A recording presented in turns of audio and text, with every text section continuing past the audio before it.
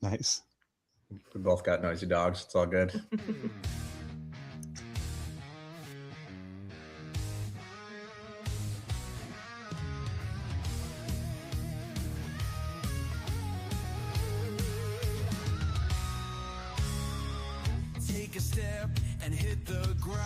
And welcome to the latest and greatest from Step Brother Sports, part of the Hockey Podcast Network and the Bills Mafia Buffalo fan base platform. We are brought to you by, as always, by Rich Brow Brewing, located at 5 South 20th Street, Richmond's premier Buffalo Bills backers bar. And I had a chance to go visit those guys not too long ago. We had Jerry Ostrowski on, and I was able to be live in location with Chris Maz, and it was quite an amazing time. But tonight, we are very, incredibly, I would say, excited to welcome a special guest whose work has helped define really how sports stories are told, both here in Buffalo, Western New York, and on the national stage.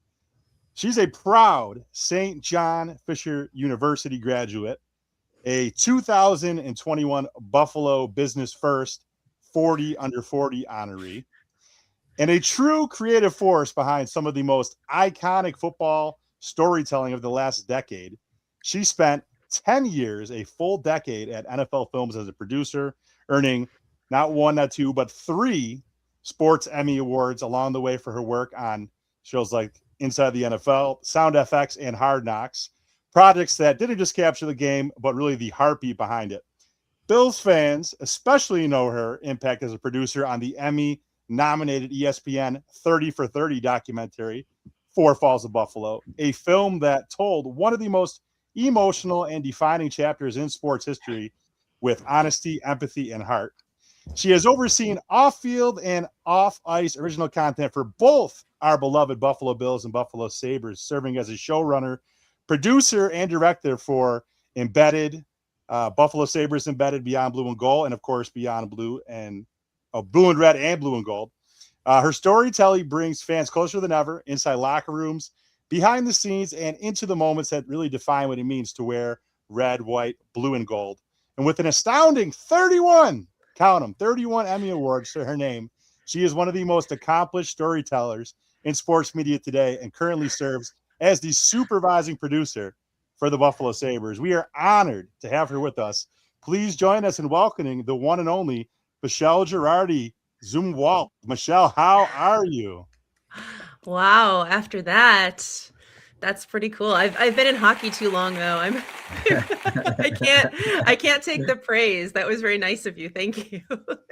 Oh, our pleasure. Our pleasure. Like I said, I have a high bar. A high bar is set each and every week when we have a new guest on by Chris Maz, who obviously, as the viewers can see, is not with us today. He has some unforeseen family business to take care of, but we're joined by our regular fill-in guest, Carl Eppers. Carl, how you doing, bud? Good, man. Good. Happy to be here, and yeah, absolute pleasure to have you on, Michelle. It's great to be here. Nice to meet you, Carl. Awesome. Well, we want to get into it. So, Michelle, anytime we have a guest for the first time on the program, like I was alluding to, we always like to go into their backgrounds, favorite sports memories, things of that nature. So first, if you can, tell us what are some of your fondest sports memories? And, being that you have clearly such a decorated career working in professional sports now, when did you know you wanted to pursue a career working in the sports media arena? And what are the origins that ultimately led you down your career path? Okay, that's a lot of questions all rolled up into one. You can break it down if you want. Yeah, so I think, my love for sports started probably like a lot of people at my age who grew up in Buffalo with the Bills, making the Super Bowls in the early 90s. I think, as far as specific memories of that time, for me, it was the community aspect of it, which is something that I've kind of brought into my career and like kind of built my career around, is the idea of like the fandom and the camaraderie of that and the attachment and the connection between the fans and the team. So, when I think of the early 90s Bills, I think of my whole neighborhood getting together to watch games and like rotating between people's houses and everyone getting together and the parents going crazy and the dads dogpiling in the living room and it being such like a community event and everyone was so excited excited. And, I was 8 years old in 1990. So as far as I knew, like the Bills were always going to be good. And it was always this exciting, and they'd always make the Super Bowl. And Jim Kelly, the quarterback is always amazing. And so it was just sort of this magical time, I think, combining childhood with that Super Bowl run that sort of developed my love for sports. And then the Sabres, made the Cup final in 1999 when I was a junior in high school, and Don Pashik and Michael Pekka in those years were super exciting. And then I moved away from Buffalo after college and really found my connection back home and kind of with myself through sports by joining the New York City Buffalo Bills backers and becoming part of that group. And then when I moved to Philly a year later for the 05-06 season, for the Sabres, finding a group there that I'm still very close with, that we still have a group text 20 years later, where we would watch the Sabres games together. So for me, sports is kind of about that community and that connection with the fans. That's amazing. That's amazing. And also, when we have a first-time guest on, I like to do, we call it Shawnee V's degrees of separation connection, if you will. So I had a couple things to share with you. So one, my uncle actually worked for a major sports outlet like yourself. He worked at ESPN in the late 80s. And then, funny enough, Sabres connection, he left ESPN to come to Buffalo and start Empire Sports, which is when I was a kid, that's where the games were on. Obviously, Rick Jeanneret, Jim Lorenz. There was Hockey Hotline and Mike Robitaille and the guys that did like the in-between periods, before and post-game shows. So there was that. The 05-06, which obviously we're going to talk a little bit about that later. That was, I believe, that would have been my senior year of high school. And similar to what you were kind of talking about, the gathering, being such an amazing team. I believe that, I might have been junior year or senior. I graduated in 06. So probably my senior year. Because it's been winter of that year. Like going out, these guys were 17, 18 years old, going out to watch literally every Sabres game religiously out at Page's Paradise Island. I don't know if you're familiar, but in DPU, I'm a DPU grad.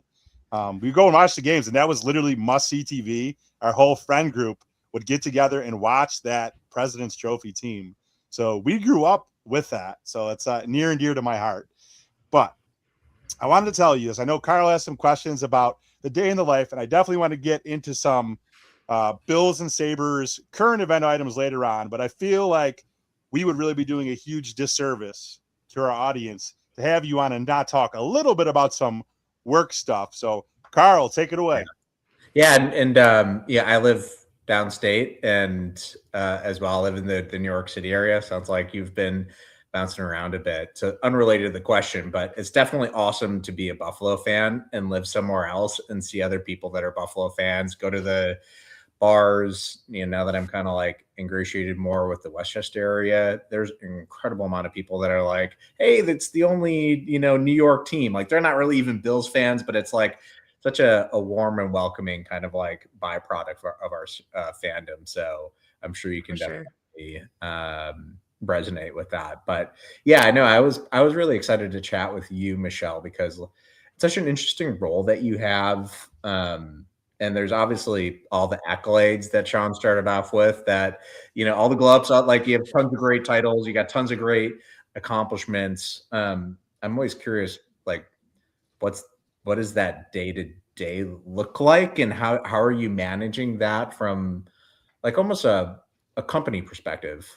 So when I watch the videos, I always wonder, like, what is your job and what is the target audience? Are you trying to collect new fans? Are you maintaining the current fan base? Like what's the consideration? And when you're making those videos, like, who are you thinking you're making it for? Like, if you're thinking about a different company, no matter what service they are, they're obviously trying to like get new clients or retain clients. Like, I guess, how do you think about it when you're making these videos, and who your target audience is? Yeah, I mean, I think depends project to project and day to day. So my department is the video department. There's 7 of us, including our intern, who are, covering all the games, all the practices, all the morning skate, doing all the media and the live streams, but also doing embedded and, we mentioned Beyond Blue and Gold and hype videos and butter dish infomercials and everything. We do everything, all the videoing, except for like a couple of the social media videos, which is part of the social media team. So we work very closely with the social media team, the content team, which includes people like Jordan LaBarber that I'm sure you guys know of, who cover the team, our social media, our director of content, and then our VP of content and, production, which is like broadcasting, game presentation. And we all meet daily and talk daily about what are we doing? What are we trying to hit? So, I don't know, take last week as an example. Biz was in town. We've got some shaky history with Biz, but he brings a big national or international, if you want to look at it, audience with him. So he wanted to embrace us. So we're going to embrace him back. And so when we're doing content with him, we're thinking about bringing in new fans, getting new eyeballs on the Sabres for, people to think this team is cool to follow. This is funny. Like, let's see what the Sabres are up to. And it just so happened that it was a great game for us. We've been on this heater lately. So, that was very cool. And that was more about like bringing in new fans. The next night we have 0506 night. In that case, I'm going right for the heart of the people who were watching those teams, whether they were kids or in their 20s like me or older, everybody who related to those teams. The content that night is about, getting right in your feels, playing on the nostalgia, bringing parallels of this team to that team. So looking at how, that team, if they were coming out of the lockout, nobody thought they were going to be any good. Arena was half full in September, which actually it shocks me that that's true considering it was coming out of the lockout. I didn't live here that year, but that's crazy to me. But the arena being half full, and then by December it was like, you're begging people to get tickets. So it's like kind of an eerie parallel 20 years later, maybe not eerie, maybe a fun parallel. Yeah. So you're trying to get the real hardcore Sabres fans there, and at the same time, our daily coverage, we're trying to think of ways to reach beyond just our typical fan base on social media. The memes that you see after, when we win and stuff, and the way we're trying to capitalize on, big goals. If Tage Thompson has a big game, like we'll try to get like a highlight video or something out because we want other fans or other hockey fans to see like, wow, we want to see what the Sabres are up to. Yeah, for sure. Yeah. And that must be so fun for you. I half joke with people that I peaked when the Sabres were good in those years. Like that was kind of like the best moments of my life. That was when Carl was at his absolute top. But what's more fun for you? I'm kind of going off script here, but like, do you have a bigger passion for maybe some of those retention type videos because that strikes a chord with you, or do you find yourself enjoying some of that? It's hard to, I mean, I love it all. And what I love about it is that it's not the same thing over and over again. So I referenced the butter dish video. I assume you guys saw like when we did the butter dish giveaway at Thanksgiving, we did an infomercial with Bo Byram and Ryan McLeod. That was super fun. I got to write the script for that and direct it. And it's like, just like totally wacky, stuff to do. And then the next day to do something more serious where you're, I don't know, featuring like Hockey Fights Cancer, and telling a story about a cancer patient who has overcome and relating her story to, the team and the community. So I love being able to do both those things. And I love doing the short-term projects where you can like quickly come together and say, what can we do here? Okay, let's execute on it. Let's go. And then now I got this Dominic Hasek documentary that is open on my other monitor right here because I've been working kind of around the clock on it for the past couple of weeks in the midst of all this other stuff. And then I get to tell that's going to be a feature-length 90-minute documentary, which I have not tried since 10 years ago, coming to the Bills and Sabres, doing something that long,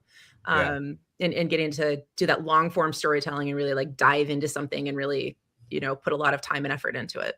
So. Super interesting. Yeah. It's gotta be an interesting like wave to ride because you're creating content and it can't be all like Hockey Fights Cancer. And it also can't all be like, people doing silly stuff in the locker room. Is you have to kind of like bridge that gap and make a good balance for everybody. So that's pretty neat. We do it all. You do it all. It's fun. Yeah.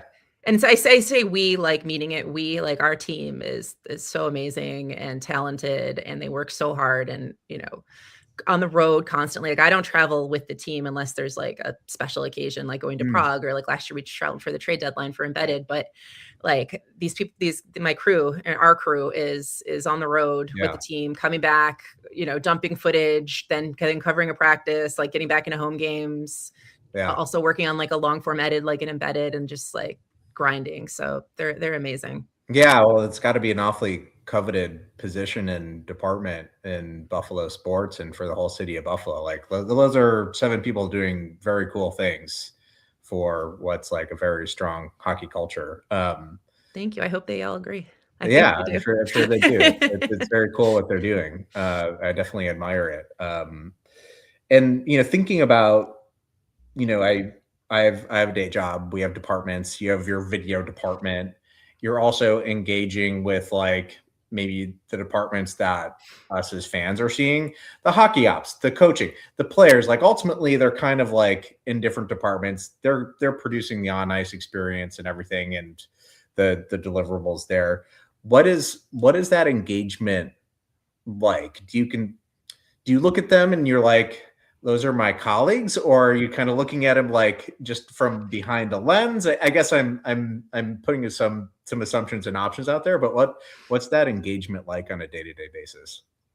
I mean, yeah, they are colleagues, and they're all great. I mean, obviously, the coaches are the coaches, and like there's a respect there, and I'm not going up and like walking into Lindy's office like, hey, did you see that episode of whatever last night? Like that's not I mean, he might be cool with that. I don't know, I never tried, but like you see him in the hallways and you're saying hi, and how's your family, all that kind of stuff. And the same thing with the front office. Obviously we've had some turnover there, so you're getting to know some, developing some new relationships now. But Sure. with the guys who are still there that I've known for years, like they're great, and they're when we are on the road or working hard long nights, covering the draft or something, making sure we're eating and asking us how we're doing and if they can do anything to help. Like it's a nice relationship. It's we respect what they do, and we the most important thing we can have with them is their trust.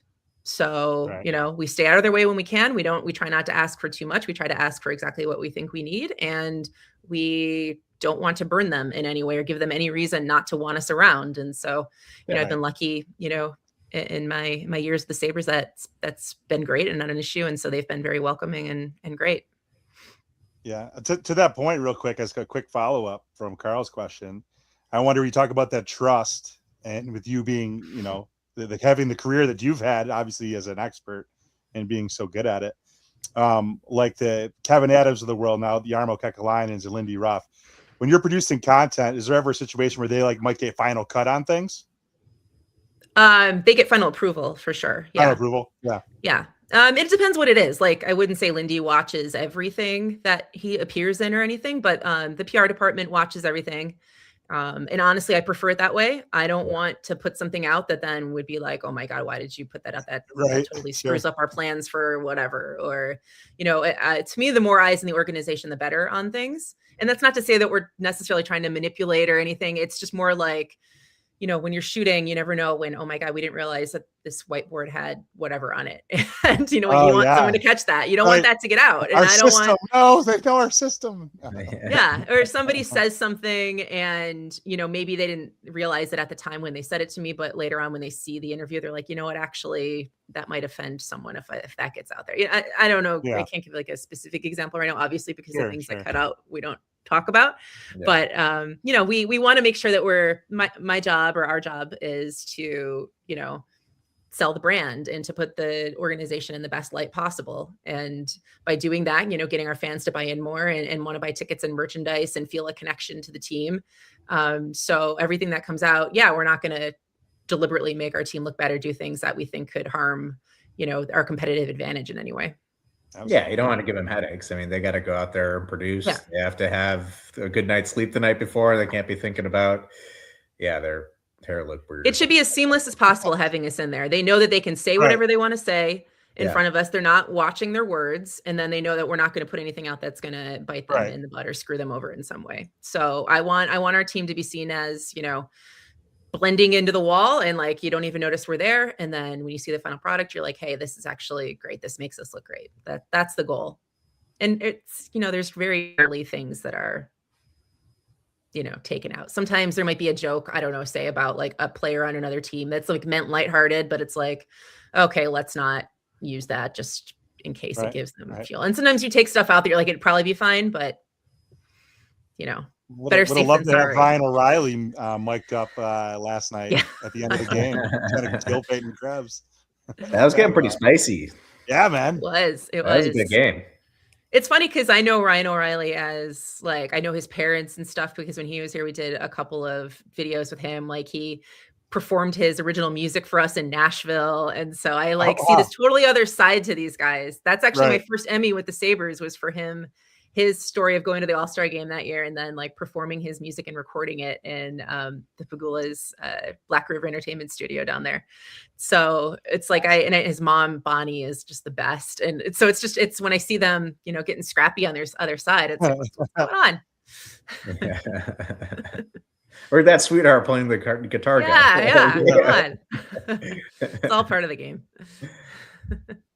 It's so fun. I love it. I mean, any cool stories? Any like moments like that where you had a relationship with a guy and then, you know, you see him in a game or you see him just walking around the grocery store, something like that, and you get to say hello to him. Any fun kind of yeah, I mean that definitely happens, especially in a small town like Buffalo, and I live in like the Clarence area, you know, East Amhersty, so you're always running into guys, but sometimes it depends who it is too, because it can be like an out of context thing where it's like you don't want to approach them unless they really know you, because like, you know, they might like sort of but then you see then you're like, it takes them a second to like, okay, we're in Wegmans right now, but that's actually Michelle from work, like not a crazy fan, you know, it like it might take a second. I used to run into Carter Hutton at Shazan. He got his hair cut there. So he and my mom would run into him when we go there to get our nails done or whatever. But yeah, like as far as like, I don't know, it's just fun. Like you do get to know guys like Jason Pominville is a great example. He was here, you know, played his 1,000th game when he came back to Buffalo. You know, what was it, 8 years ago now? And then he was back the other night for 0506 night. And so it's cool to see him again and kind of, you know, catch up a little bit, you know, having a relationship with him previously. So are you on that whole night? Are you like making sure everything's going seamlessly, or is there a point in 0506 night where you can kind of like take a step back, let your hair down, say hi to people, like enjoy yourself a little bit? Or is that just like, you're just on it the entire night? So that night I'm on, I was, you know, big in the planning of that night, and not to take credit for myself. That was a huge team effort. I was a tiny part of it, but I was very passionate about that night. I'll give Jordan LaBarber credit. He actually kind of like chaired that night and did a lot of the planning and the legwork into making that night what it was. So yeah, I'm like, but I'm also producing an embedded episode because, spoiler alert, I guess, we're going to do an embedded about the whole night and the guys coming back and everything. So, sweet. So yeah, so I'm trying to like, Nice. and you might've seen Sabres Live today. They had a round table of, some of the alums who were back. They did like a special Sabres Live instead of Marty and Duffer doing their usual show. So nice. I was producing, you know, not helping. I shouldn't say producing. I was helping out with that. And then we were running to do embedded and then trying to make sure the ceremony goes off without a hitch. You know, the Danny Briere video, making sure that that's playing well, that all the alums are where they're supposed to be. And obviously the skating added a whole extra layer to the evening. That was a nice touch though. I did like that a lot. Yeah, that was not my idea, but a very cool idea. You know, Matt Gold, who's been he's the Better Days guy. He's the one who produced that video back in the day. So he's continuing his epic run of having great ideas that the fans resonate with.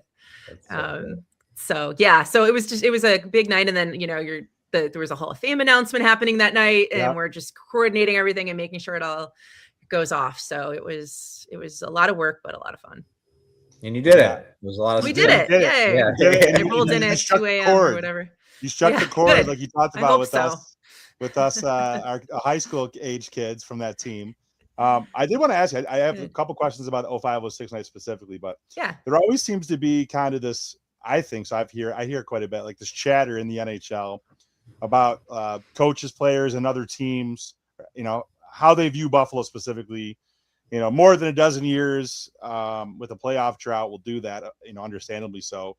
So do you have any sense of that you might, you know, speaking with other organizations, like peers in the job, and how has it changed, especially with this season's the GM change, and now suddenly the seeming like success that the Sabres are a playoff team? Do you kind of feel that like that culture is starting to change a little bit and the team getting some confidence?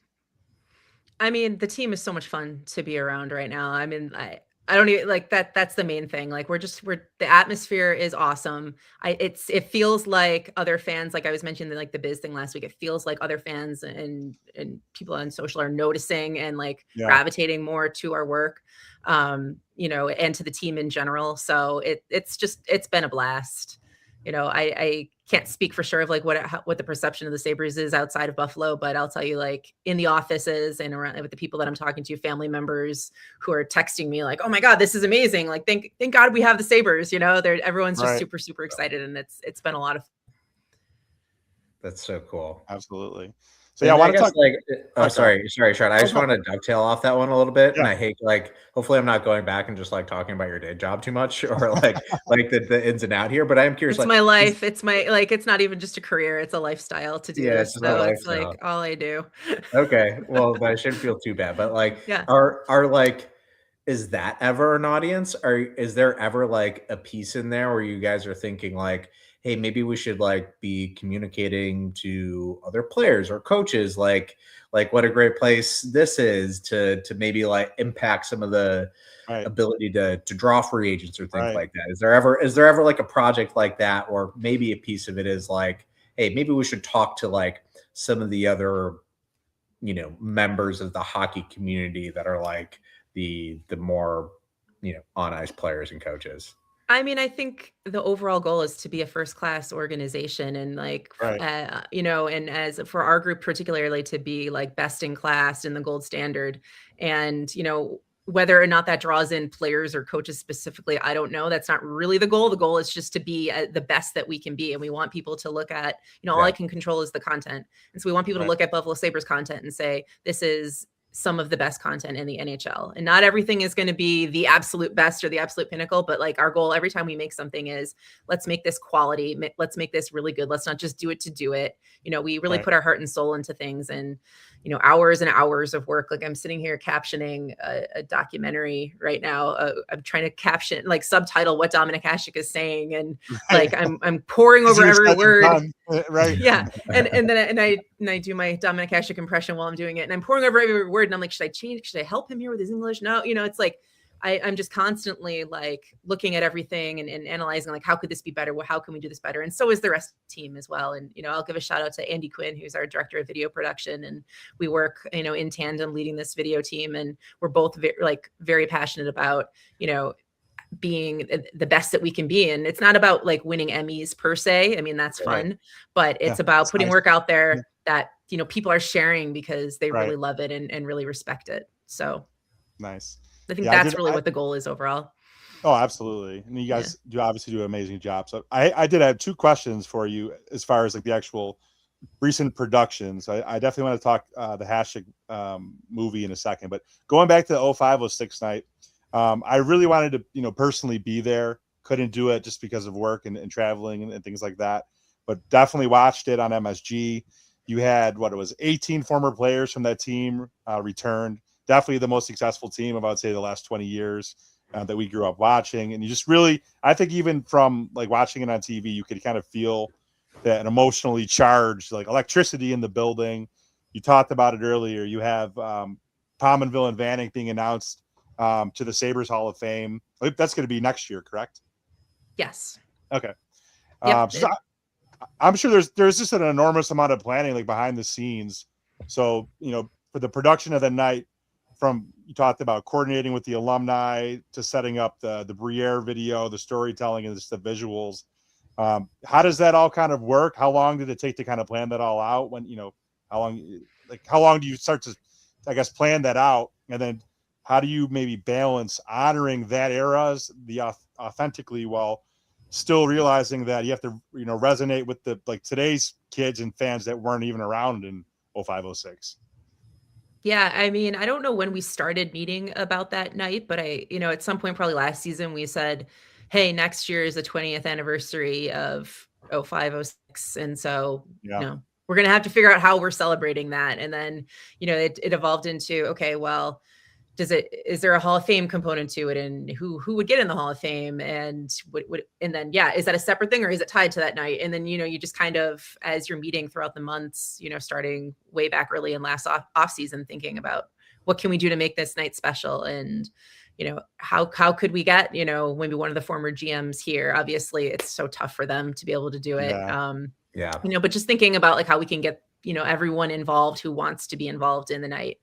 And it was down to, the skating was like a late add to it. It wasn't always going to be them skating out there. So it's like you're working on it and massaging it and thinking of new wrinkles to make it cool and exciting, right down to the last minute. And, I think that also goes to your question about like trying to reach, the wider NHL audience or other teams. Like, I think, the teams, I don't know if Montreal cared about that ceremony or not, but like they see the things that we do for players and former players and might say, I'm just speculating, but like we try to put on a good show and be, best in class. If it's Ryan Miller's banner raising, if it's, Rob Ray getting in the Hall of Fame, if it's RJ Knight a few years ago, we want other, players and other teams to look at it and go, wow, like the Sabres, like this is really cool. Look at the way they celebrate when a player has 1,000 games. Like, we might go a little more above and beyond than other franchises do. Our Hockey Fights Cancer Night is probably one of the tops in the league as far as the effort that we put into it and the spectacle that we make it. So,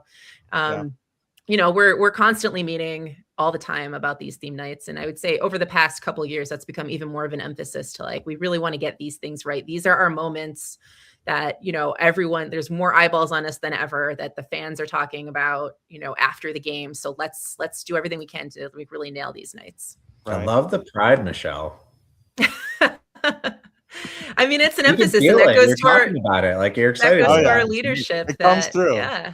I mean, we love connecting with the fans. It's just, everything we do is hoping that, the fans will notice and respond and feel a greater buy-in to being part of this franchise. Like we really love the team. I love the team. I love the group that we have behind the scenes. And so when the team's was not having success on the ice, it's difficult because nobody sees like all the other, and like, you're like, this is so special. We want you to be part of this. And so the barrier was a little bit, when the on ice performance, and now, we'll see where the season goes, but like, it's so exciting right now and so great. And so I'm honestly excited for the fans to like finally be part of what we were already feeling behind the scenes, like how, like the special thing that we believe that we have here. So absolutely, I'm excited for a party in the plaza. Can we bring that back, please? I hope so. I hope so. It's happening. If they make it, memory right will there. Come. I'm telling you right now. Our marketing department, I'm sure, is planning, something along those lines. They're gonna do it anyway, Michelle. Sure Oh yeah. You don't have to do anything. Just make the playoffs. We will be there. I did a party in the plaza back in 2007. That was a ton of fun when I was up visiting my parents because I didn't live here at the time. So I still have like the pom-pom somewhere in my boxes of, old office stuff, the stuff that used to be in my office at NFL Films.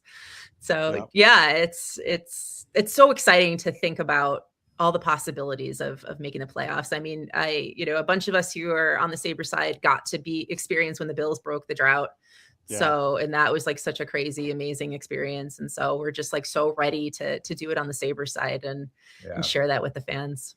Absolutely. I still tear up watching the video. Speaking of the fans, which video? The video of the locker room. Locker room when they broke the drought. Kyle Williams. Oh my God, that was the best. Eric you Wood, see the look on Kyle's face, and he has his kids. He puts his kids over his head like as a trophy. It was the best. Oh my gosh. So we had a couple I was thinking fans about that yesterday. too. Oh, 0506, just fans loving the skates. Also, too, I wanted to tell you, Montreal should never be the team that'd be mad or think anything about pregame ceremonies because they have more than like any team, I'm pretty sure. With all their history, it's always they have pretty crazy. They have great game presentation up there. How did you? I missed the question because I'm looking at you guys instead of at these questions. Oh no, it's okay. It's okay. No, was I supposed to be answering them? Sorry. No, it was more so people are just giving you props. Yeah. So we had somebody said, question about the Gallant said something. The Briere video, you nailed it. Kudos. Oh, thank you. Then we also talked about the skating. Instead of just walking out on the red carpet, the skating definitely. I thought that was amazing. Oh yeah. So our equipment manager provided the skates for the guys who were like flying in, and like we're not going to pack their own skates. So you'll see. They know their size. They still know their size. Yeah, exactly. Right. Yeah. It's the same equipment staff as 20 years ago. Right. Mostly Exactly. the two main guys, except for Ripper, who's retired. But Yeah, so they they were sitting there, lacing up. It was really great. Our marketing VP had it all set where like they all had a chair like with their name labeled and their skates in front of them, because for these Nice. kind of things, like every second counts. So you have to make it as Yeah. easy and seamless as possible for these guys. Like, there you go find your name. And athletes are very good at following directions usually. So they're very coachable. So you just have to kind of let them know what you need them to do. And You'd hope so. It's easier when they're not like partying with each other first. So Yeah. like our players Right, getting ready for a right. game is a little easier because they're all sober and ready to go. But Yeah. it was they Most did are great. under And the drinking age anyway, which is nice. yeah, some of them are. Yeah. That's This is actually a good one. So Gargalant says, can we do a behind the scenes feature on the Josh Doan new deal? I'm sure you had a camera in there today. Maybe? I cannot confirm or deny. Okay, fair but enough. I would That would be say He's all the rage.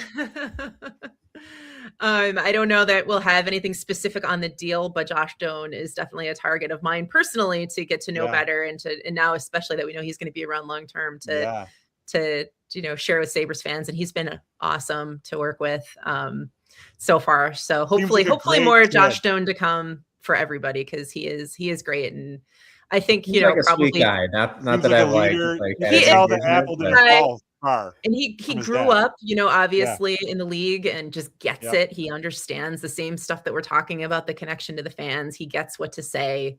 No, I'm not saying that he's not being genuine. I'm saying like he just gets what it's all about, I should say.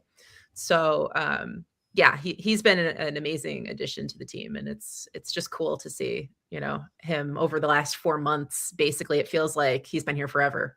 It does. Yeah, 100%. I would say I wouldn't ask you to comment on this because you probably can't, politically speaking, but I think that might have been a win of a trade for him in Kessler. Technically, you could probably comment on that if you wanted to. Now we are enjoying our end of the trade very much. I'll say that. There we go. It's been, we love having those guys as part of the team. Absolutely. So absolutely.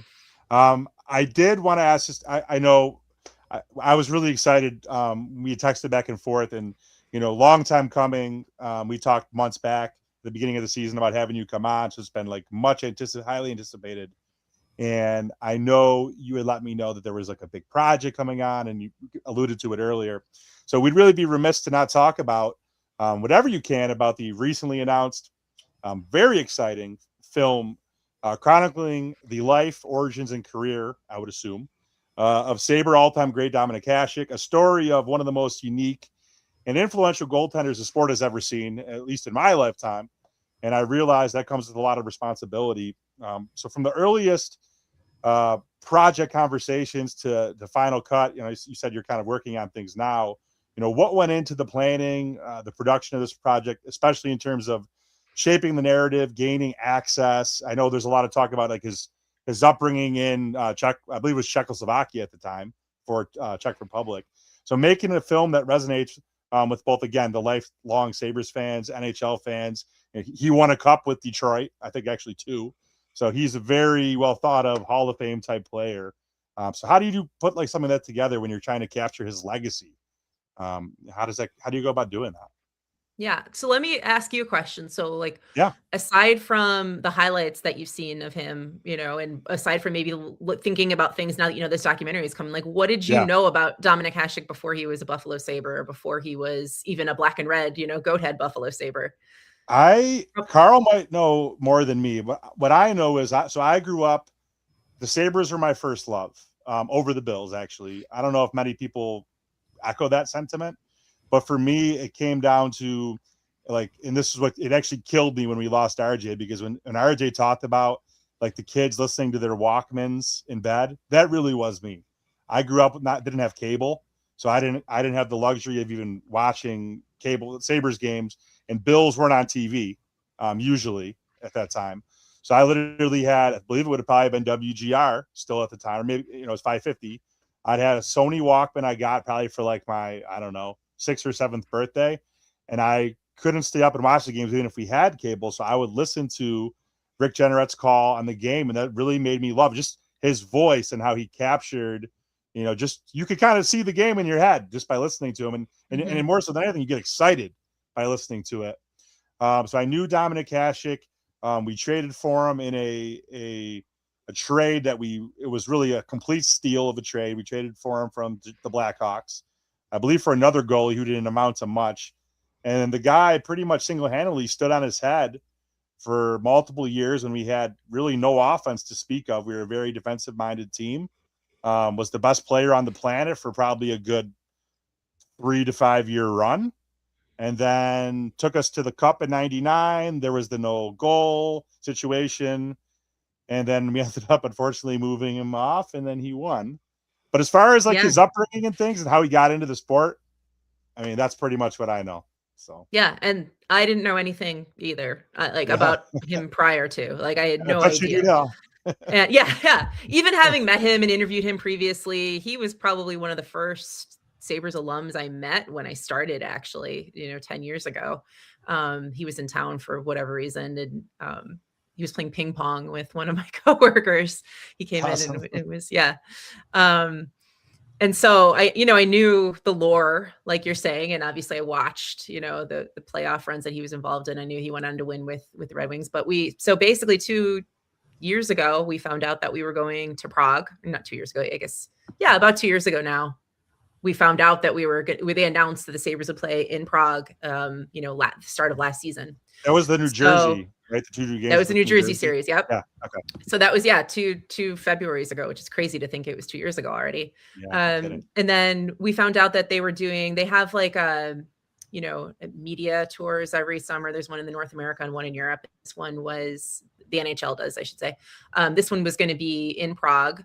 And so we were like, well, we've got some European players who will go. Maybe we could go do some behind the scenes stuff with them. Like, what else could we do in Prague, like before we actually go there to play the games, like to get ready for this global series? And then again, I'm going to give shout out to Jordan LaBarber, who in one of the planning meetings was like, yeah, well, let's do something with Dom. And I'm thinking, well, what are we going to do, with him while he's there? Like, what's the story there? And he's like, I just remember him saying how his dad made his first like catching glove, and that's what they definitely call it in Czech. They say catching instead of saving or anything. His first goalie glove, essentially, and how he like hand made it for him. Like, maybe we could have him like talk about that or something, and like see if his parents are there. And so it's sort of like from that conversation went into, okay, like what else could we do with him? Like, what would Dom be willing to do? And it turned out that he was like, yeah, let's go to my old hometown, Pardubice, which is like 90 minutes, 2 hours outside of Prague. And I'll show you guys around. And he was like, it was so funny because he was so adamant that we meet his teachers, not just his coaches, but he was like, I want you to meet some of my teachers. Cool. And like teachers from when he was a little boy, not like college professors like this. And like, he's, 60 years old, and like these teachers had such an impact on his life. And so it was like, just interesting to see like the things that were important to him, that you might not, I couldn't like, I guess plan out the story too much because I didn't know this story. So I had to have him show us around, and we had to find like, what is the story here? And the story turned out to be, he's growing up in this, Soviet controlled communist town in a time where you had to defect in order to play for the NHL. But he had this happy childhood living there because, their parents sheltered them from all that. And they went to a language school where they learned different languages. And we get to meet his, childhood best friend, Frank Musel, who played 15 years in NHL and is actually currently a Sabres scout. So I knew Frank already too.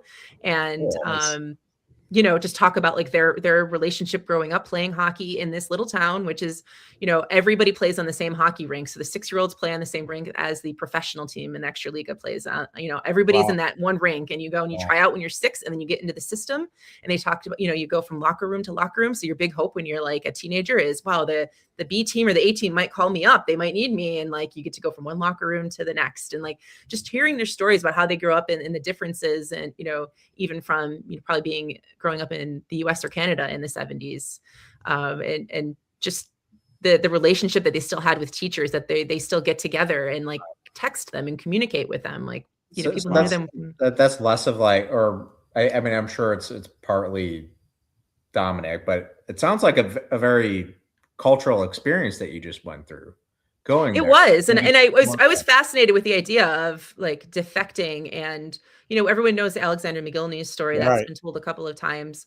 But the idea that you didn't have the freedom, once you were drafted, or to even understand what that meant and to make that choice to go. And like Frank and Dom took two very different paths. So Frankie Musel decided to defect in the mid 80s. They were both drafted in 1983. They discovered they were drafted while they were in France playing, for the Czech national team. And they read it in a magazine. I'm spoiler alert. I'm just giving all the details away, but like the story of them telling them, that's been out there. I mean, this wasn't like this. You heard it here first. Heard it here first, people.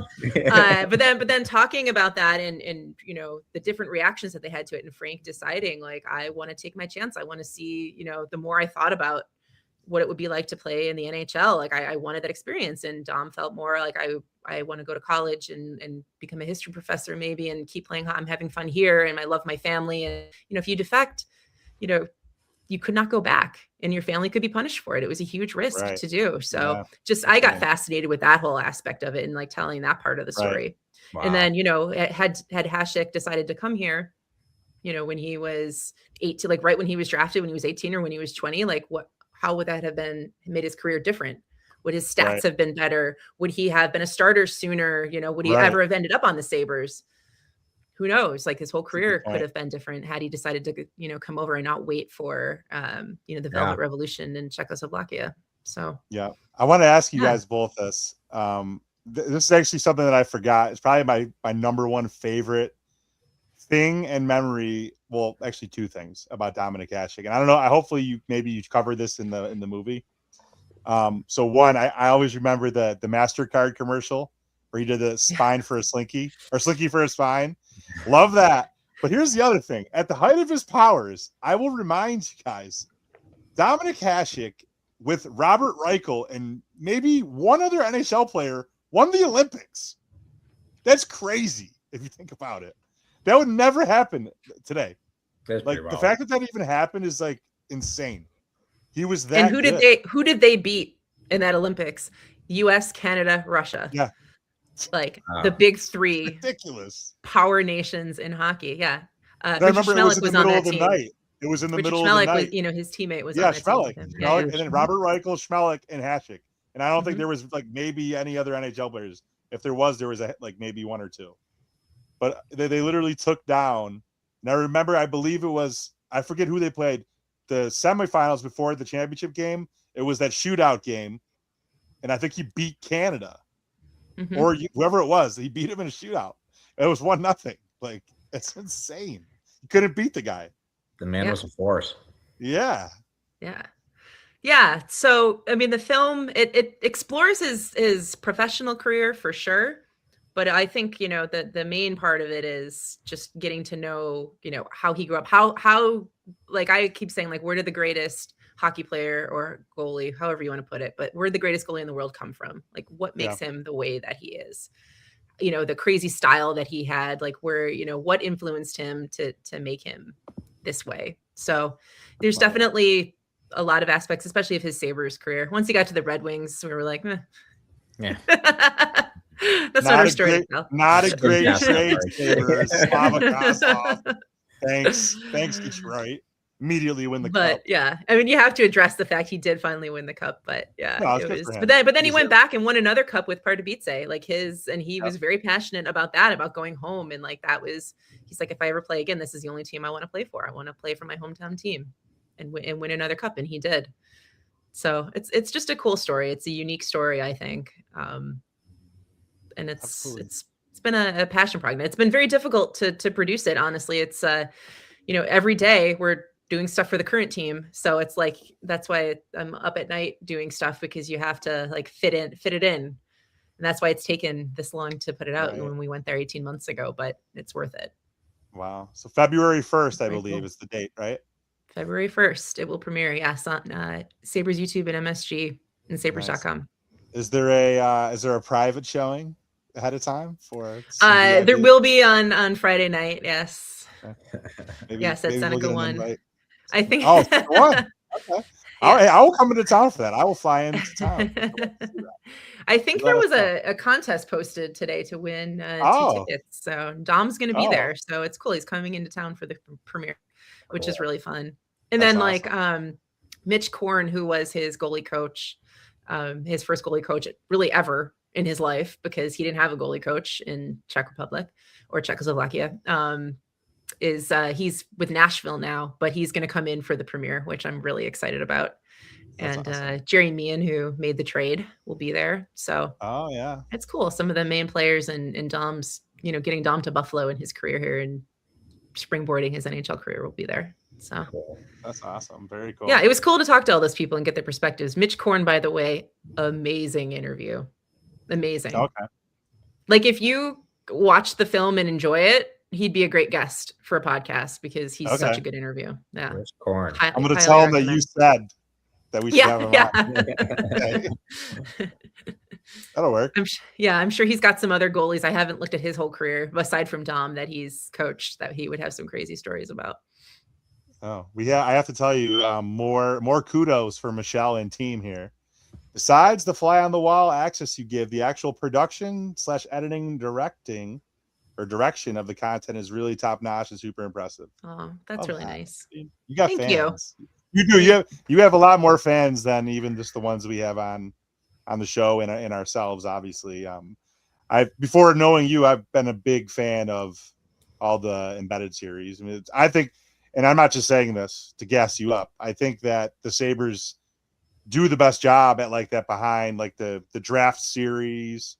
Didn't they do you guys did the Jeff Skinner thing too, which I thought was hilarious. Behind two stalls. The between two stalls. Yeah. So I didn't create between two stalls. So I did get to participate because I was still working Bills and Sabres when that first premiered. So was just not one of my pieces of content.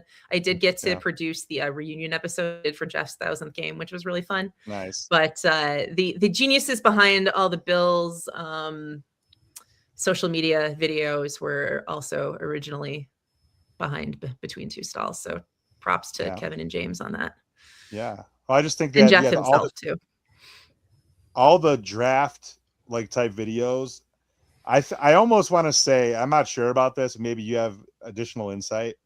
I feel like you and your team and like the Bills and the Sabres were like amongst the first teams to give that inside access of like the trade deadline and things like that. And I've seen other fans commenting on your YouTube saying like, wow, I wish my team did something like this. And for people that are like junkies, like Carl and I and my brother, Chris, it's like Christmas morning when we get a video like that to know like what it's like in the GM's office the day of the trade deadline or like doing their scouting meeting for the draft. Like the one that we did with Owen Power. Like it's awesome. Yeah. You know what's funny is I think about all the time, like I'm sitting in these meetings, hearing everything that they're saying and thinking about doing. And I'm like, man, there would be people who would kill to be in this position. And all I care about is like, what's the story? Like, I don't care what names they're saying. I don't especially NHL draft. I'm like, I don't know who any of these guys are. I'm like phonetically Googling. 3 years I was looking at like elite prospects and I'm like, which guy are they talking about? Hey, if you're a consultant, I'd be happy to give you some insight. Yeah, I'm sure. Yeah. But I think that's also probably what makes me probably good at what I do is that I don't care about like, there's no risk of me leaking like we're talking about so-and-so because I don't even know who that is. Not to say I don't know like anything about it, but like, yeah, you're not going to get so excited. It's just I'm not out there watching junior hockey and international hockey. I watch. That's what we paid Chris Baker to do. Chris Baker exactly. We work with Baker on that. Videos. And, yeah. We need to have him on soon. He's really good. Oh, I love Chris Baker. Yeah, we've worked with him. I just totally lost my train of thought. No, that's all good. I was just, it's fun to be part of it, but I don't know. I don't know why Chris Baker made me lose my train of thought. I got his face in my head, and Chris, you got me all flustered. Damn it, Chris with the K. Oh, man. It happens to the best of us. What are you gonna do? I wanted to ask, how are you doing on time? Wanted to be mindful of your time. We're about 54 minutes in. We got 1,000 people watching live right now. So seriously? Shout out to all of you guys. Yeah. Wow. Hi guys. 1,000 people. Yeah, you're pretty popular. MGC's in the building. Yeah. Do they know where I am right now? Does anybody recognize this background? No. Stock. Oh, is that what is that the HBO show? It sure is. Oh, wife My friend is- Todd put me up to it to do My wife's obsessed with the that show. cottage from Heated Rivalry I am sitting Oh, in yeah, right that's what you now. said. Yeah, That's right. Yeah. Heated rivalry. That's it. Yeah. Dude, So, my wife big fan. read the books like before it came out, and she was like telling me about it over the summer. She's like, "Oh, my one of my favorite books is like coming out," and now it's just like huge sensation, and she like loves it and like loves all the actors and everything. She's all about it. It's So fun. I mean, the NHL commissioner is into it. He said he binged all 6 episodes in one night, which Who is did? insane Roger to did? me. Mr. Rogers? No, Bettman. Batman. Oh, yeah. I think it's an NFL. Yeah. Other, No. Yeah. Other one. Yeah. Gary- Yeah. I was like, that 6 Gary's episodes a in one Heated night is Rivalry insane fan. for somebody with a full-time job. I don't know. I don't know if that's just a real did- fan right there. I just binged 5 seasons of Stranger Things in the last like week and a half. Anybody can do it. Yeah. Look at that. I mean, I'm not going to say I'm above, but I assume that, people with that big of a job don't have, Yeah. what would that be? 5.5 hours or whatever of time to sit and do it all in one night, but hey, more power to him. Yeah, It's cool. I think it's cool that he commented commented on it and gave it a positive review. I just think it's important. So Yeah. it's a great show. I highly recommend. Can we talk a little Bills with you? And then I have one Sabres question for you too. But yeah, and We have- also we have be time? conscious of your time, obviously. Yeah, no, Cool. I'm good. Okay. So it was Once it you was get a me very, going, you can't shut I me know. up. So I let's- know. That's okay. No, we're on the train now. Yeah, it's moving too fast. You would know my interviews are always notoriously way too long too. I'm like, I just need like 10 Oh. minutes. It's never 10 minutes. You don't have a problem here. Our sister pod, we go like 2:30 every Friday talking about sports betting, which is insane. Oh yeah.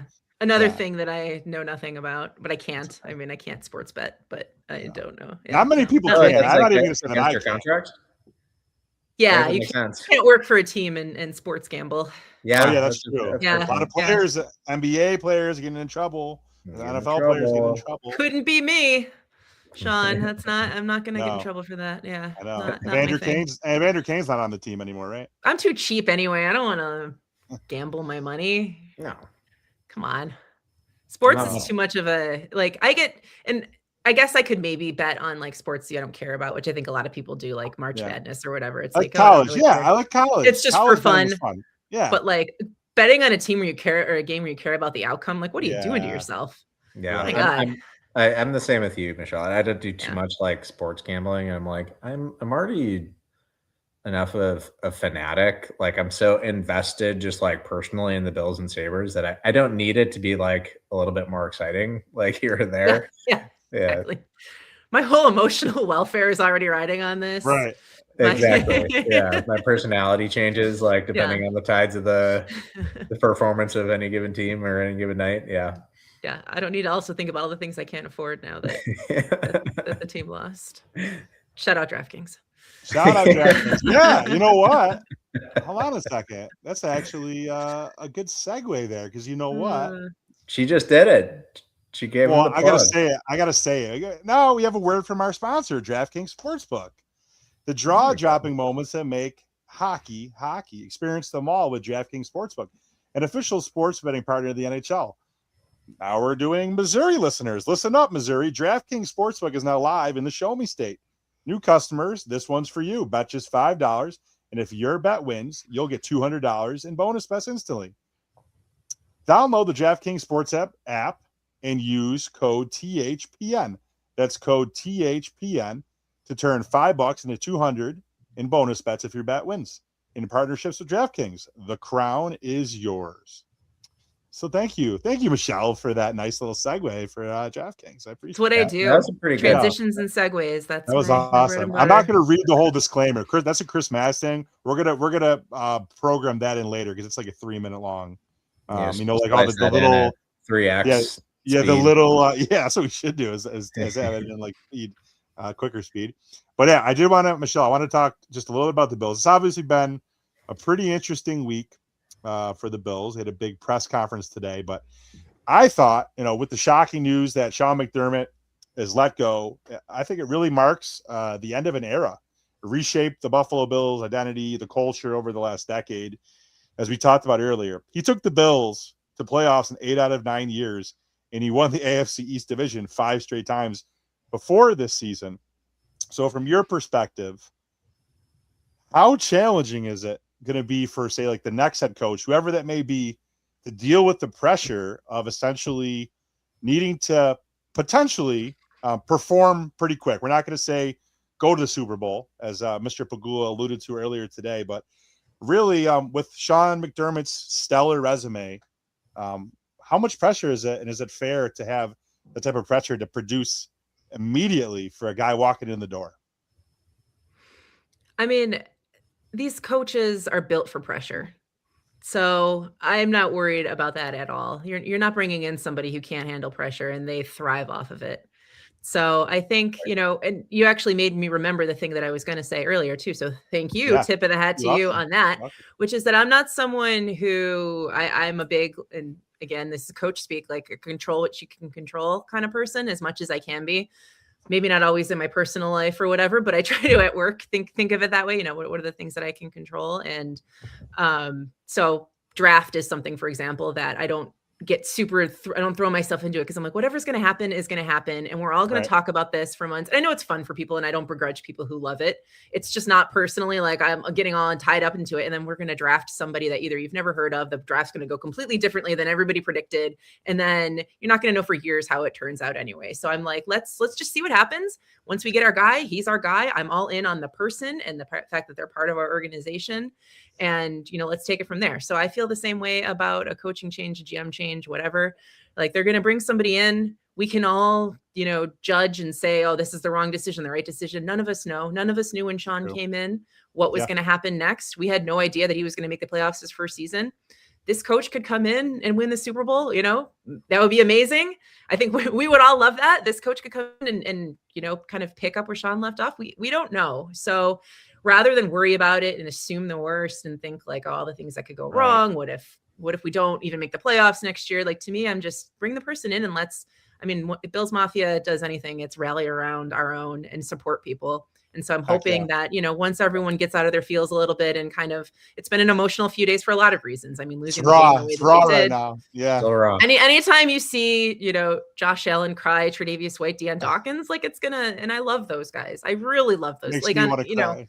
As a fan, but like knowing them too, like it's painful. And so I think we're all a little, we're very emotional right now. I think, let's see what happens, and then, take it from there. So I don't want to, the new coach has to make the playoffs or has to win the Super Bowl next year. There's all this pressure. Like, let's just enjoy the ride. Let's see what happens next. Let's see how, this new coach and Bean work together, who they draft, and get excited about that person, rather than think about, what could go wrong, what could hold them back, what's, pressure and expectations. Like, I always think, like, obviously the goal is to win. And I've wanted a championship for the city for so long. Like, it's been my life's work in a way where I'm like trying to tell this story, right? Like, I haven't contributed on the field or on the ice, but like, God, I want to tell this story. And like, I'm more invested in other Bills fans being happy than myself being happy.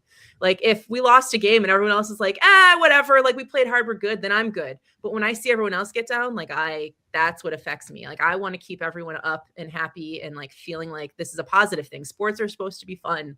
They're supposed to be the distraction from all the other horrible things that are happening in the world, right? Yeah. So, like, I guess that's my perspective on it is, like, let's enjoy the ride. Let's enjoy the wins. Celebrate every first down. Celebrate every goal. Celebrate, like, enjoy it while it lasts. And like, the Sabres heater, like, they're probably eventually going to lose a few games again. Maybe not. I mean, maybe not. Hopefully not. Never but and that's, it stinks when they lose, but like, that's why you celebrate every win and just enjoy those moments and enjoy that feeling when you are in the arena and like feeling the buzz of everyone around you, rather than thinking like so far down the road, like, oh, if we don't win, it doesn't matter. It doesn't matter. Like, the fun of being a fan is those, I think, day to day, game to game little moments. So that's a good attitude about that's it. My soapbox spiel about that. A little stoicism in there, a little Buffalo Bills fandom advice. I love it. I guess I'm Chris curious. Paz could use that advice, couldn't he, Carl? Yeah, I could use it too. He's not as bad. He didn't have a meltdown this year after the Denver game. So he might have. Well, not to me. He knows I don't want to hear it. It's a game, Chris. It's just a game. I just shut off from I put my phone on do not Mute 'em? disturb for like a full day. Yeah.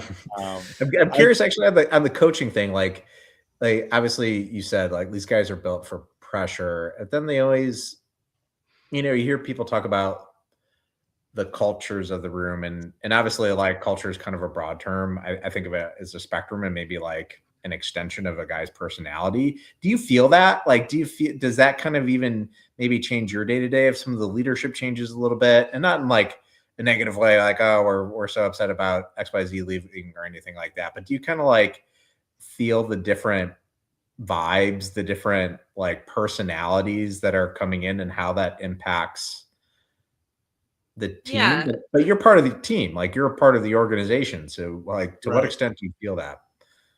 Yeah, I mean, it was definitely like a different vibe from Rex Ryan to Sean McDermott, for example. Like that Yeah. was those are two very different people with different cultures, and I mean, Not in you a do bad feel way. it. Like I'm not like digging No, for like the no. I yeah, mean, it's just everybody comes in with their own philosophy, right? Right. And Even like like I Yarmo said, too, just seems like a lot more just like serious than Kevin. for sure. Just from the outside looking in, it seems that way. Yeah, I mean, he's European. He's just got a totally Yeah. different personality from Kevin, but still like a very nice, I mean, not that I know Right. him that well yet, but from the little bit that I've worked with him, he's been great. And yeah, I mean, you feel it, but I think every coach also comes in with their own like ways of like rallying everyone around them. And so, yeah, I mean, I don't want to get too specific on things. From things that are said inside organizations or whatever, but yeah, for sure. You feel when in a general sense, if there's a different coach, a new leader, there's always a shift in some way. Sure. Gotcha. Yeah, it's within any company. Like one CEO leaves, a new one comes in. Like there's going to be some trickle down feel and effect. I would assume somewhat similar in professional sports as well. Right. Yeah, but winning is winning, and so if the Winning team is is doing well, none of that matters. other stuff matters really. So Yeah. I do want to get to a Sabres question quick, and then we'll get you out of here. But I have one. I have to ask this because it was so profound on an impact on me. Four Falls of Buffalo. Do you have any kind of like quick, cool story you could tell about that? I think for my money, I think it's I don't know if it's my favorite. It's either my first or second favorite 30 for 30.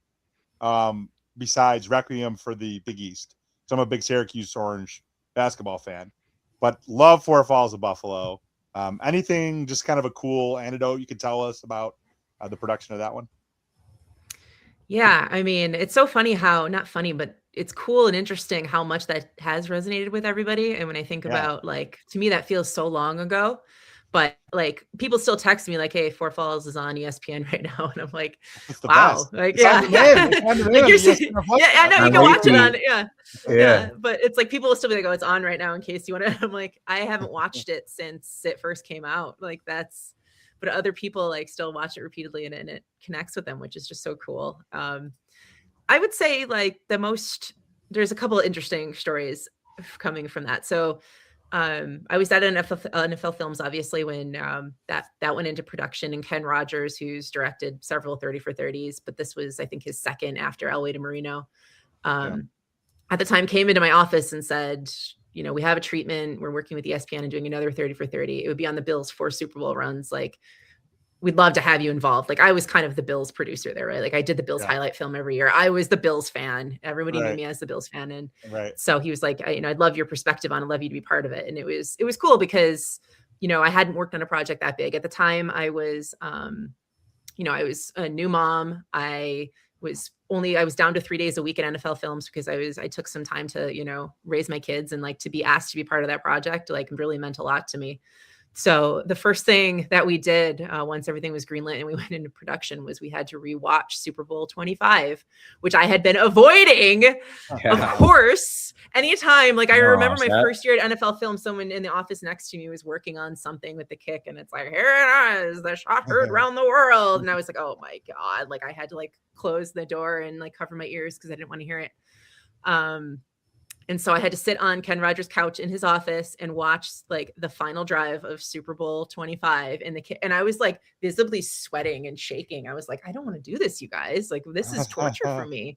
Yeah. Like, this is like the boogeyman of my childhood haunting my Right. dreams. Like, this is awful for me. And so that was like the emotional experience for me to have to do that. But you That had must to have do been a it. tough Like, project for you. Jeez. I mean, it would, yeah, but it was amazing because I got to meet all of those Right. guys and work with them Yeah, and interview but them. also and, too, Michelle, too, I gotta give you props, like, to that point, like what Carl was saying, the counterpoint. Like, that whole video celebrated how amazing that was, and it'll probably never be done again for a team to go to 4. So Yeah. it really was like a And hype. that was what we sold, I think, the Right. guys on was Yeah. the fact that we're not here to do this to talk about like, celebrated. the Bills Yeah. lost the Super Bowls. It was like, you know, if somebody comes home with a silver medal from the Olympics, you celebrate them, right? It's like, you know, why is this the one thing? Like, if the second best team, they did it 4 times in a row, and how amazing this was, that, you know, it's up for ridicule instead of being celebrated. So the whole kind of pitch to them was like, let's make this something to celebrate and to talk about Let's like what an reframe it, amazing yeah. feat it is. Yeah, Yeah. reframe it, exactly. And so the other part that, you know, just really sticks with me is Scott Norwood and getting him to agree to be interviewed, because he really hadn't done very many interviews at all since he retired and left the NFL. And, you know, then becoming friends with him and being someone that he like, you know, he's told me like, you know, you're someone that I trust, and he actually signed something from once that said like, thanks for always having my back. Like, Nice. from the moment I convinced him to do the interview, to sitting down with him through the whole post-production, to, you know, 10, 12 years later and whatever it is now, you know, we've remained friends and talking, and he just always really appreciated the way that the film turned out. And like, that means so much to me that, you know, I convinced him to do it and talked him into it. And not just me, Bruce DeHaven was the one who initially got him to finally take my call. Was he was special teams? Bruce DeHaven was special teams coach. Yeah. Yeah. Okay. So I interviewed him. I was trying to get Scott. NFL Films was trying to get Scott, and then they thought, why don't you reach out to him directly as like the Bills fan who's on this project, to try to like convince him that we're doing this, you know, for the love of Buffalo. And I couldn't get it on me back. Michelle. What's that? You're the one for the job. Yeah, I guess. And I interviewed Bruce DeHaven when he was with the Panthers, and he was like, you know, this is really great. Like, I can tell you're very genuine. Like, I'll call Scott for you if you want, and give him your number and let him know that it's okay to call you back. And he did. And sure enough, like a few weeks later, Scott called me, and I had a 2-year-old at the time who was chasing me around the house. Like, she was like following me, and it was like a really like a bad connection. It was like before it was like the first, you know, iPhone that I had, like iPhone 4. And I'm like running around my house trying to get a good signal so I could hear him and talk to him, because I didn't want to miss this call. And I'm like but I'm home with my kids at the time. It was like a crazy situation. And, you know, we set up the interview and talked to him for a couple hours about, you know, the worst moments of his professional life. And, you know, and kind of like went deep with him, and then brought him to City Hall with Bruce DeHaven for that scene where they talk about, you know, the rally after Super Bowl 25 and what that meant to him. And so, yeah, so it's cool. Like, he was in town. He always hits me up actually in February for Sabres tickets. When he comes to town, and I love doing that for him. But last year, he took my husband and me and a couple other people out to dinner when he was in town, and it's just always cool to see him and to catch up with him. So sorry for rambling about that, but no, that's a good ramble. Yeah. Love that. That's great. Yeah. We had to ask you about that, and I have really one more question for you. We have to obviously end talking about the Sabres this year, and it's funny and ironic. I want to show my phone, but I showed you before. It's probably not going to work. You can see that I'm not. I see text messages. Yeah, okay. I can't see what they say, but I'm assuming my buddy PK. He just texts me and goes, because I have my phone on Do Not Disturb, so it doesn't ring. He goes, "You on pod?" ? And then he goes, "Difficult stretch of a schedule for Sabres coming up, but they're holding up well." So that goes into my last question for you. Often the main topic of this podcast, we started as a Sabres podcast, and then obviously just kind of rolled with the Bills as well, because I think most people that watch our show generally are fans of both teams. But we're a little more than halfway into the season. We're coming close to the Olympic break. We have multiple players going. Tage for the U.S. UPL looking like he may actually get some playing time in goal, which is, I think, a pleasant surprise. Dahlin, obviously, for Sweden. I think that's it, right? Am I missing anybody? Yep, that's the 3. Okay. So this year, Things feel different. I don't know if, I mean, I'm just obviously off the ice in terms of the camaraderie. The 05, 06 guys all kind of alluded to that quite a bit. They see the parallels and the synergies of the tight-knit group that they had. And I'm just, I guess, talking more on the ice. Besides the injury to Josh Norris, who's been fantastic and everything we could have asked for when healthy, coming back in the Dylan Cousins trade. This team seems to be bought into Lindy Ruff's system. They're playing amazing team defense. They're getting timely scoring. The penalty kill is elite. They're just playing what seems to be kind of like a sustainable playoff style of hockey, for my 2 cents. And then, oh, by the way, in the last stretch here that I believe we've won 17 of 19, we're scoring 5 goals almost every single game for the last 10 games in a row, which doesn't hurt. And we're winning close games and closing games out, which are things that we haven't been able to do. So, long-winded question, Michelle, MGZ. Are the Sabres making the playoffs this year? It feels like it. I don't know. Yeah. It does. It does feel like it. Yeah. I think the Sabres are going to make the playoffs every year, though. So I'm the worst person to ask. I thought the Bills were going to break the drought every year. I am, I am team like positivity and hopefulness and naivete, and whatever. But I mean, the East is tough, right? The East is so hard this year. It's wide open. And yeah. But I mean, the vibes are so good right now. I'm riding the vibes. Yes. I keep them going. Do everything you can. Why not dream? Why not dream big? Like, why should an office? Going back to what I said earlier, like why not dream big and be positive? Like, why be like, I don't know, they might not make it. Like, whatever. Right. Today, win the division. Go win the division. We're gonna, exactly. Let's go make the playoffs. Like, why limit ourselves and say, well, they might. Let's make a run. Let's do it. Yeah, let's go. Why not? Why not? Great goaltending too, by the way. Just from the whole trio. I mean, the young guy. How about this? I haven't talked to you about this. How about I've deemed them the new kid line last night.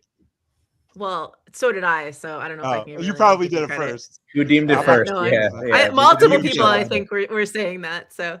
Oh my gosh, Hellenius with 3 points last night. Second game. We realized we've been pronouncing his name wrong. Well, he didn't change it, but we'd all been pronouncing it incorrectly, apparently. Okay. So, yeah, that line looks great. You got 3 kids under the age of 21, I believe. Yes. Is Osland? I think Osland's 21.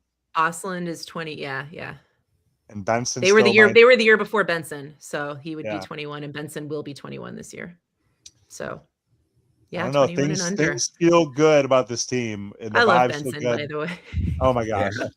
What was it? Thompson was talking to Biz about. Did you see that? Yeah. I saw a brief clip. I didn't listen to the whole pod, but it seemed pretty funny. Yeah, he took us to his traveling carnival this summer. So he did? Did he? Yes. That was an episode of Embedded. Yeah. I didn't watch that one. By the way, Osland is 21, so we have 121. Yeah, I was gonna say Osland's the year before Benson. So 21, 20, and 19, I think. Benson's a hockey player. That's like the best compliment you could give like a guy. He's just a hockey player. It doesn't matter how small he is.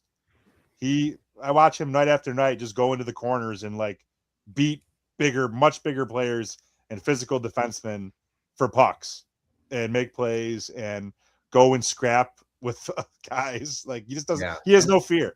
That's how you have to be your size. If you want to talk about the optimism and all this stuff, like Michelle, like that guy feels like he's just consistent and steady Eddie. Like nothing really can get him down. Just like ready to go in there and just do everything at all times. Like I'm sure there's plenty of guys that kind of like get off kilter a little bit, maybe like bad day at home or something like that. Their dog got sick, but this kid seems like he's just always in a good mood. Oh yeah. Yeah, he's always awesome. Balanced. I think he was raised well, not to say that anyone who isn't always in a good mood wasn't raised well, but if you meet his family, like they're like the nicest, coolest people, and they have such a unique story. And he's so and cool. like you said, he's like a rink rat. He's hockey is life. It's just I don't know. I love that kind of stuff where somebody has like a super unique upbringing. I just find that so interesting to like, Havoc, is another example. Like, I just love learning about people and like what makes them tick and where they come from and Yeah. meeting their grandparents. I love grandparents. I'm big with grandparents.